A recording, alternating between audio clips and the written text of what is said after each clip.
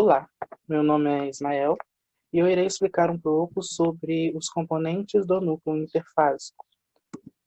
Antes de começar a falar sobre esses componentes, nós temos que ter em mente que ele só ocorre em células eucariontes, que têm um núcleo individualizado pela carioteca.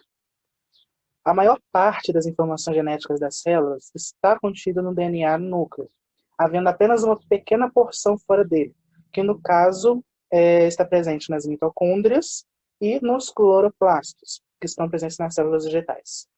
Além disso, o núcleo controla o metabolismo celular pela transcrição do DNA em diferentes tipos de RNA. Antes de começar a descrever esses componentes, nós temos que saber o que é essa chamada interfase. Então, as células, elas apresentam um ciclo de vida, onde ela cresce e se divide. O momento em que a célula não está se dividindo é o momento que ela está em interfase, se desenvolvendo e crescendo. Ou seja, é o estado da célula entre uma divisão e outra. O primeiro componente é a carioteca, que tem função principal proteger o material genético que está dentro do núcleo e delimitar o espaço nuclear. Então, toda a carioteca que irá individualizar o núcleo. E evita também que ocorra a mistura dos componentes que estão dentro do núcleo com o citoplasma. Na face interna da membrana, a presença de filamentos que, associados a essa membrana, constituem a lâmina nuclear.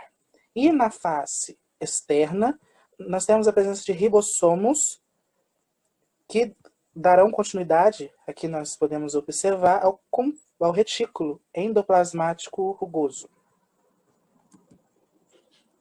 O próximo componente é o complexo de poros.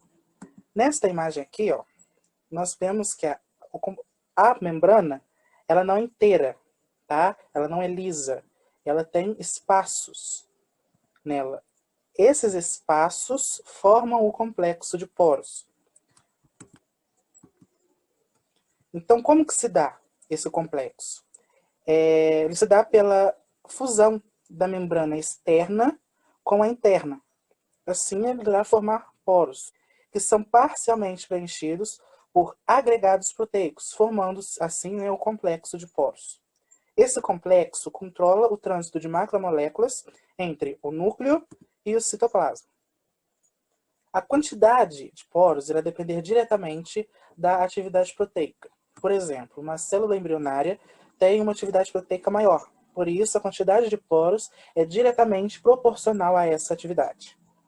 Ele é constituído por dois anéis proteicos, então aqui nós vemos um anel proteico externo, também chamado de anel citoplasmático, e aqui nós temos um anel proteico interno, também chamado de anel nuclear, que tem um arranjo ortogonal. Então aqui nós vemos 8 colunas de proteínas, nós podemos até contar aqui, que irá dar a ela uma forma cilíndrica, criando um meio de comunicação dentro desse cilindro com o núcleo e o citoplasma. Esse complexo, essas proteínas, elas são ancoradas por outras proteínas aqui no lugar onde ocorreu a fusão da membrana. Então aqui nós temos dois tipos de proteínas ancorando esse complexo, esse poro. Há também aqui, nós podemos perceber que há 8 filamentos que irão sair do anel citoplasmático e do anel nuclear, que irá dar origem a uma estrutura, didaticamente, nos livros, descrita como uma rede de basquete. Cariolinfa, também chamada de hialoplasma, nucleoplasma, suco celular, tanto faz, é um fluido semigelatinoso composto por água, proteínas e sais minerais. Então ele se parece bastante com o citoplasma. A sua função é preencher o núcleo celular, que contém os filamentos de cromatina e o nucleolo. Então todo o material genético estará mergulhado na cariolinfa. O nucleolo são corpúsculos esféricos, densos E na microscopia, ele aparece intensamente corado. Então aqui, ó, nós temos um exemplo. Ele aparece bem destacado. Não possui membrana e o seu número é variável. Então, geralmente, 1 ou 2 por núcleo. E está ausente em células procarióticas, já que não tem a membrana nuclear.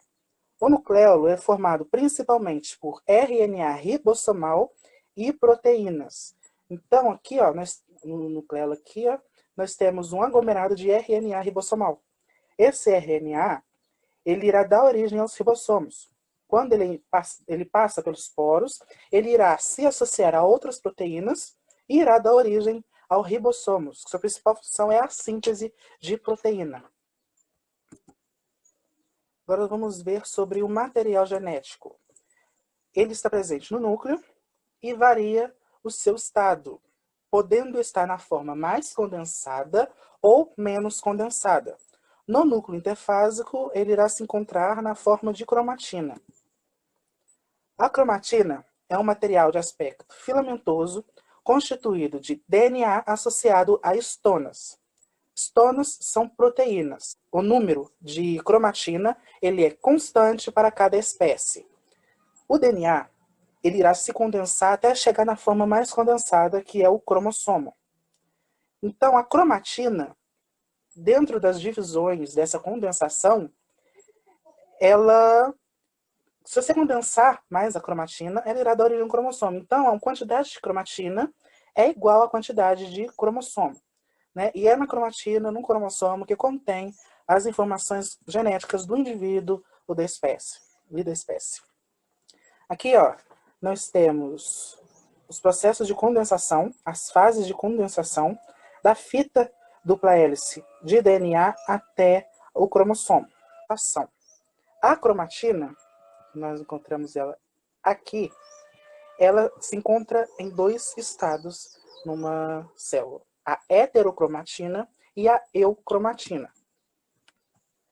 A eucromatina, aqui nós temos um exemplo, uma representação, é a cromatina com aspecto claro na visualização com o microscópio. Ela é menos condensada e é geneticamente ativa, então ela produz o RNA. A heterocromatina, como é perceptível, ela é uma cromatina mais condensada. Então, na microscopia, nós conseguimos visualizar ela como sendo mais escura. E ela é geneticamente inativa. Então é isso, muito obrigado. Qualquer dúvida, pode me mandar mensagem. Até!